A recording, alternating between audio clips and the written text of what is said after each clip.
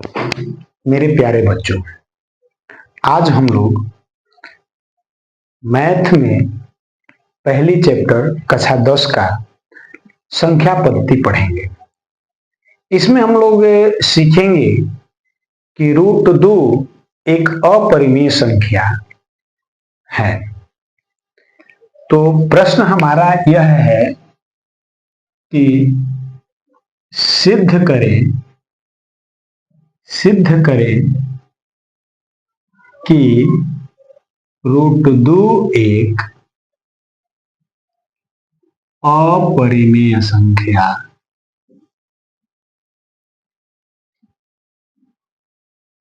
है। सिद्ध करें कि √2 एक अपरिमेय संख्या है।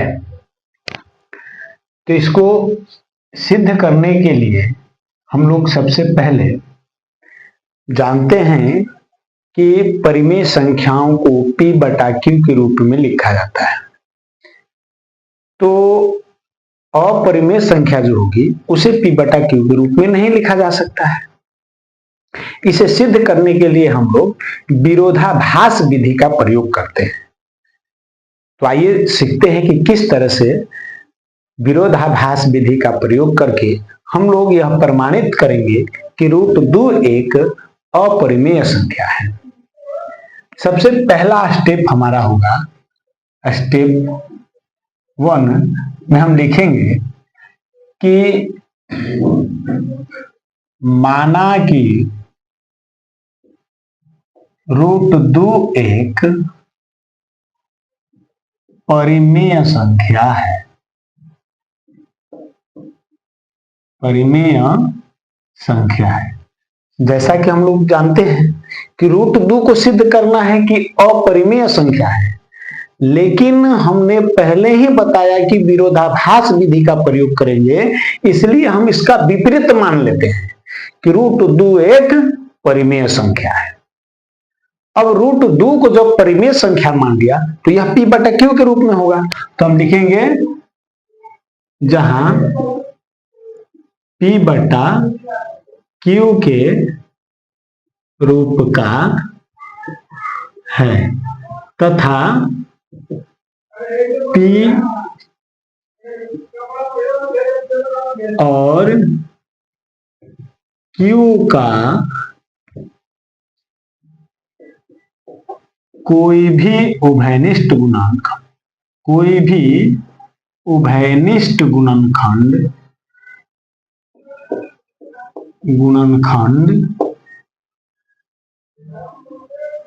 नहीं है।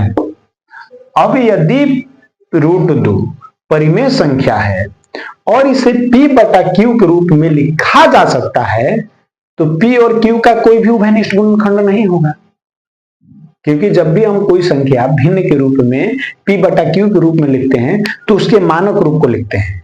मानक रूप कहने का तात्पर्य होगा कि जैसे 4/यदि 10 है तो हम इसके मानक रूप को लिखेंगे 2/5, यानी उभयनिष्ठ गुणनखंड नहीं होना चाहिए। ऐसी कोई संख्या नहीं होनी चाहिए जिससे दोनों विभाजित हो जाए।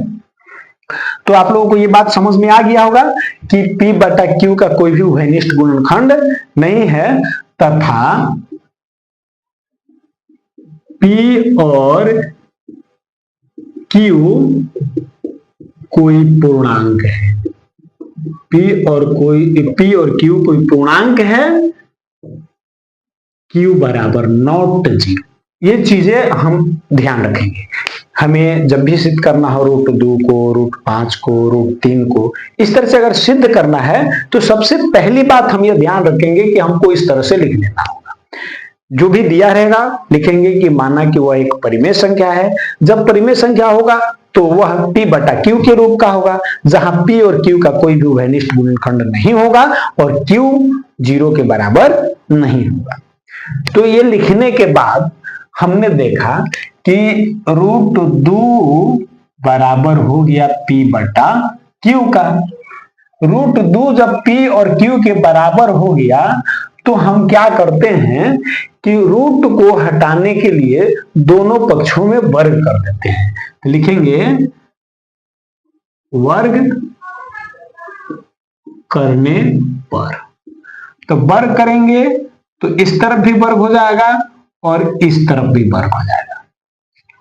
तो रूट 2 का वर्ग करेंगे तो रूट 2 का वर्ग का मतलब होता है रूट 2 गुना रूट 2, और रूट 2 में रूट 2 से गुना करेंगे तो रूट 4 होगा और 4 का वर्गमूल 2 होगा। इसलिए रूट 2 का स्क्वायर किया तो ये हो गया 2, और इधर पी स्क्वायर बटा क्यू स्क्वायर। अब ये बटा में है, इस तरफ आएगा तो गुना में हो जाएगा। हम जानते हैं कि जब बराबर के एक तरफ से कोई संख्या दूसरी तरफ जाती है तो वह अपने उल्टे चिन्ह को धारण कर लेती है, उसका चिन्ह बदल जाता है। तो प्लस रहेगा तो माइनस, माइनस रहेगा तो प्लस, गुना रहेगा तो भाग, भाग रहेगा तो गुना। उसी तरह वर्ग का वर्गमूल और वर्गमूल का वर्ग होगा। तो यहाँ वर्ग है, इधर यहाँ भागा में है तो इधर गुणा में हो जाएगा। तो 2 में क्यू से गुना करेंगे, 2q स्क्वायर बराबर पी स्क्वायर, यही प्राप्त होता है हमें। अब इसको यहां हल करने के बाद हमने क्या पाया कि 2q स्क्वायर बराबर है पी स्क्वायर का। यानी अगर हम इस तरह से लिखें 2 गुना 3 बराबर है 6 का, इसका तात्पर्य यह होता है कि 6 जो है 2 से 3 बार में विभाजित है या 3 से 2 बार में विभाजित है। समझ में आ रही होगी। अगर 6 को इस तरह से लिखा जाए 2 गुना 3 का मतलब यह हुआ कि 2 से 6 3 बार में विभाजित हो रहा है, और 3 से 2 6 बार, 3 से 6 2 बार में विभाजित हो रहा है। तो उसी तरह यहाँ 2q स्क्वायर का मतलब हुआ 2 into Q square equal to P square. Same process, यानी कि पी स्क्वायर 2 से क्यू स्क्वायर बार में विभाजित हो रहा है। कहने का तात्पर्य मेरा यह होगा कि अगर 2 से क्यू स्क्वायर बार में विभाजित हो रहा है, इससे मतलब यह नहीं कि कितने बार में विभाजित हो रहा है, मतलब यह कि 2 से यह पूर्णतः विभाजित है। इसका मतलब तो यह है कि 2 से वह पूर्णतः विभाजित है। जिस तरह से यहां हमने देखा कि 2 से 6 विभाजित है तो 2 से पी स्क्वायर भी विभाजित है। तो हम यहां लिखेंगे कि यहां पी स्क्वायर 2 से पूर्णतः विभाजित है। अब एक प्रमेय है जिसमें हमने इस मैथ से पहले वाले मैथ में बताया होगा आप लोगों को कि यदि कोई वर्ग संख्या किसी अभाज्य संख्या से पूर्णतः विभाजित है, यदि किसी संख्या का वर्ग किसी अभाज्य संख्या से विभाजित है तो वो उसका वर्गमूल भी उसी अभाज्य संख्या से विभाजित होगा।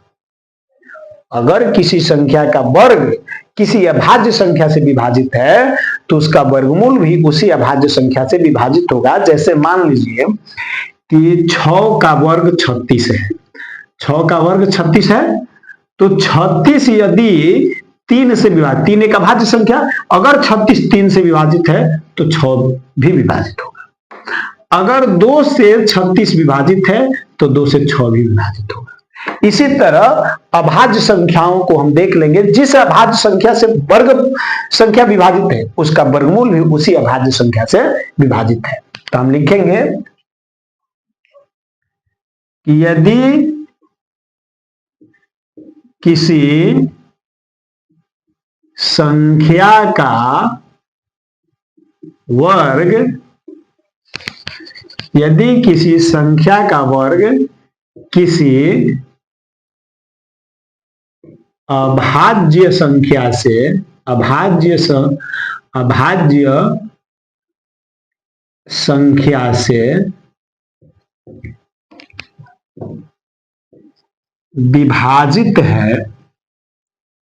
विभाजित है तो वह मूल संख्या भी उसी अभाज्य संख्या से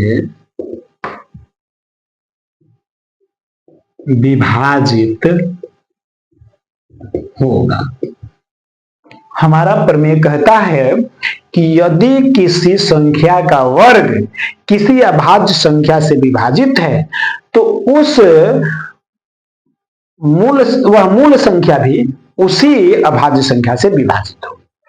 तो इस तरह से हमने देखा कि पी स्क्वायर एक वर्ग है, दो से यानी अभाज्य संख्या से विभाजित है। तो यदि पी स्क्वायर दो से विभाजित है, इसलिए पी भी दो से विभाजित होगा। अब यहां हमने देखा कि पी स्क्वायर दो से क्यू स्क्वायर बार में विभाजित हुआ है। तो अब पी स्क्वायर दो से क्यू स्क्वायर में विभाजित हुआ तो पी दो से कितनी बार में विभाजित होगा? तो ये हम मान लेते हैं कि m बार में विभाजित हो रहा है। कोई भी पूर्णांक माना जा सकता है, यह उस संख्या पर डिपेंड करता है। जैसे 36 था, तो 36 जो है अगर 3 से 12 बार में विभाजित होगा तो ये जरूरी नहीं है कि उसके वर्गमूल के बारे में विभाजित हो जाए, क्योंकि हम जानते हैं कि कुछ बच्चों के मन में प्रश्न आ रहा होगा कि यदि क्यू स्क्वायर बार में विभाजित हुआ तो क्यू बार में विभाजित हो जाए। ऐसी बात नहीं है। 36 12 बार में विभाजित हो रहा है 3 से, तो इसका मतलब ये नहीं कि 12 के वर्गमूल बार में 6 विभाजित होगा। किसी भी पूर्णांक से विभाजित हो सकता है, तो वह पूर्णांक माना कि m है। तो इसलिए p बराबर 2m। मैंने p को मान लिया कि 2 से m बार में विभाजित है। तो ये हो गया आपका स्टेप 1। अब आता है स्टेप 2। यहां हमने क्या किया, p के जगह पर 2m ले लिया है। तो 2q square equal to p के जगह लिखा 2m और स्क्वायर है तो दिया स्क्वायर। तो ये हो गया 2q स्क्वायर इक्वल टू 2 का वर्ग करेंगे तो 4m स्क्वायर हो जाएगा।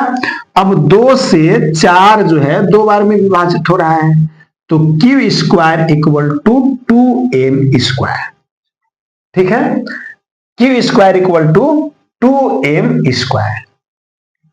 फिर एक बार, जब हमने लिखा था कि 2q square equal to p square, इसका मतलब हुआ कि p स्क्वायर 2 से q स्क्वायर बार में कट रहा है।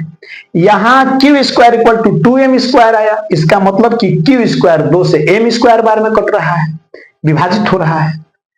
यदि q स्क्वायर 2 से m स्क्वायर में विभाजित हो रहा है तो हम लिखेंगे कि चूंकि q स्क्वायर भी 2 से विभाजित है, इसलिए उपरोक्त कथन से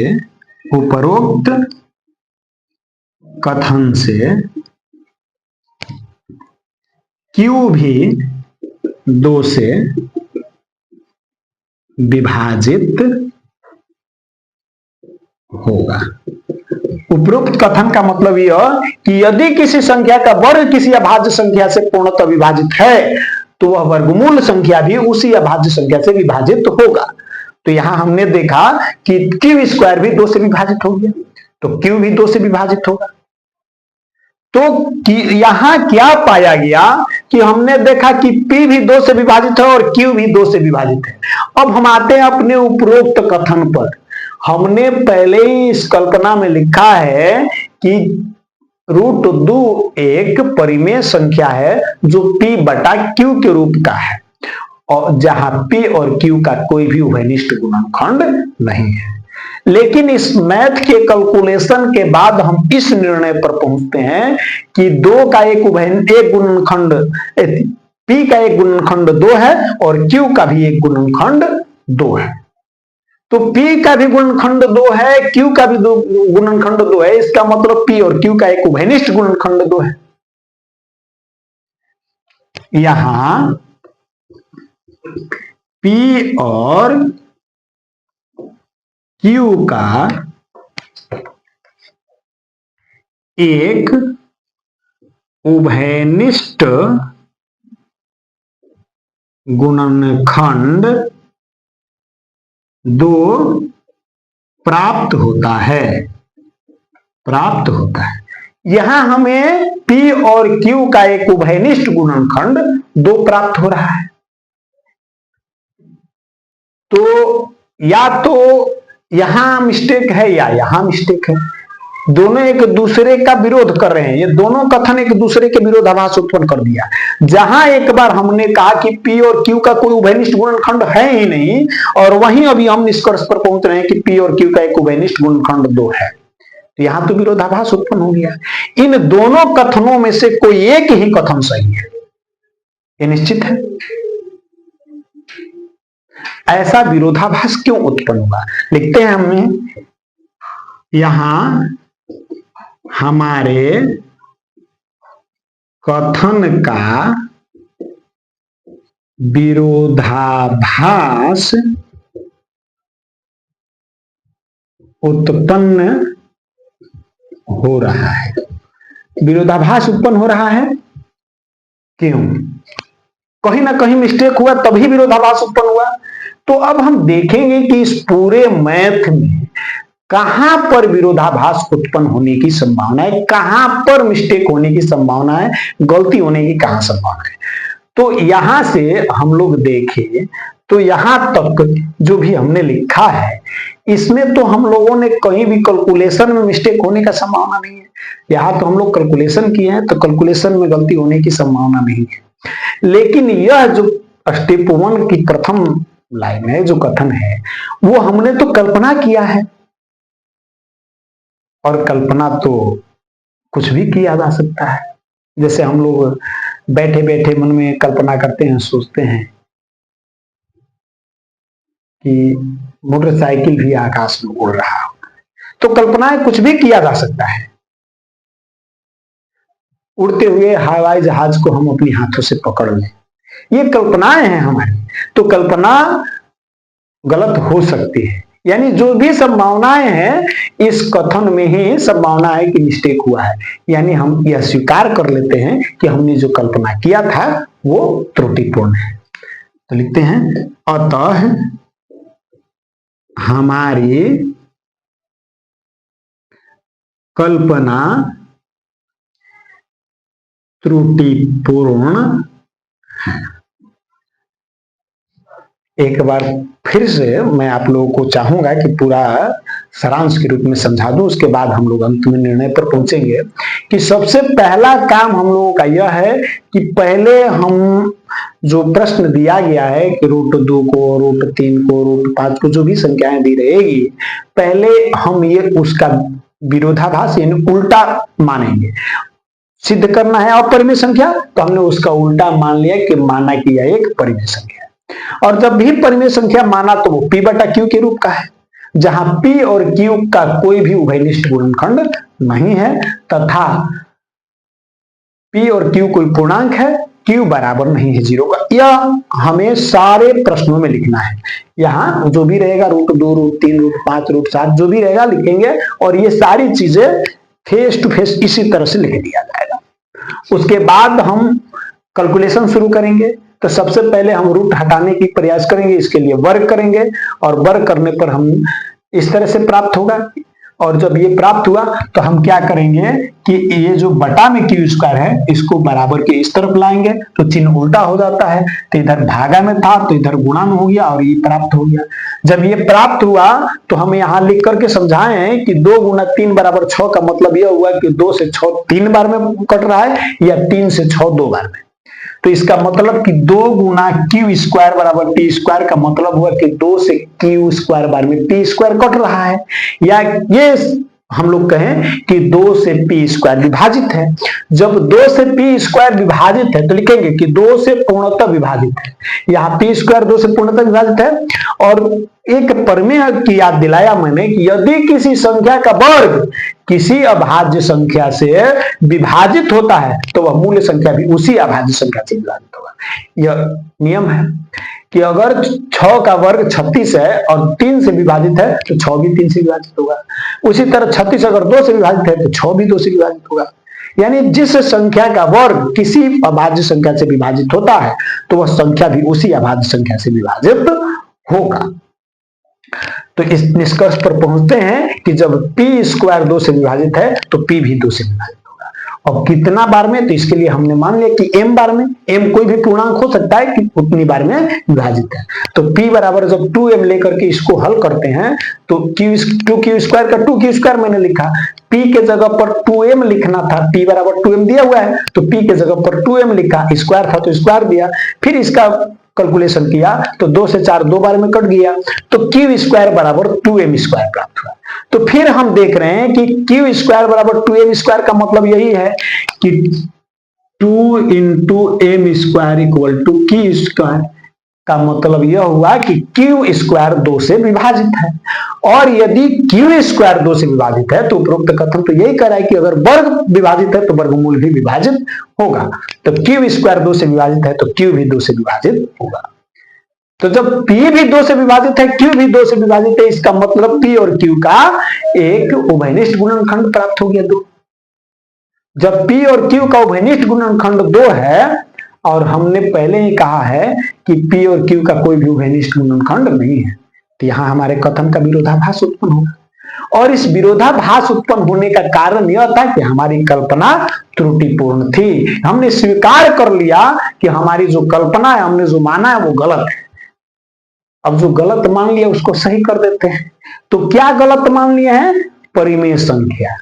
तो परिमेय संख्या अगर गलत माने हैं तो सही क्या हुआ? अपरिमेय संख्या। तो इसलिए √2 एक अपरिमेय संख्या है। हो गया? समझ में आ गई होगी, उम्मीद करते हैं। और अगर आप लोगों को किसी प्रकार की दिक्कत होती है हमारे पढ़ाने में, हमारे समझाने में, तो कमेंट करके हमें बताएं ताकि मैं उसमें सुधार करने का प्रयास करूं और कोशिश करूं को आपको मैं पढ़ाने का कोशिश नहीं कर रहा हूं, आपको समझाने का नहीं। एकदम मैं चाहता हूं कि आपके एकदम जबान पर जिस तरह से लोग गीत और गाना गुनगुनाते हैं, आप उस तरह से मैथ गुनगुनाने लगे। इसके लिए आप हमारे चैनल को सब्सक्राइब कर लें ताकि इस तरह के और भी रोचक वीडियो आपको मिलता रहे, प्राप्त होता रहे, और आप हमारे वीडियो को ज्यादा से ज्यादा लोगों तक पहुंचाने का, शेयर करने का प्रयास करें ताकि इससे और अधिक लोग भी लाभान्वित हो सके। जय हिंद।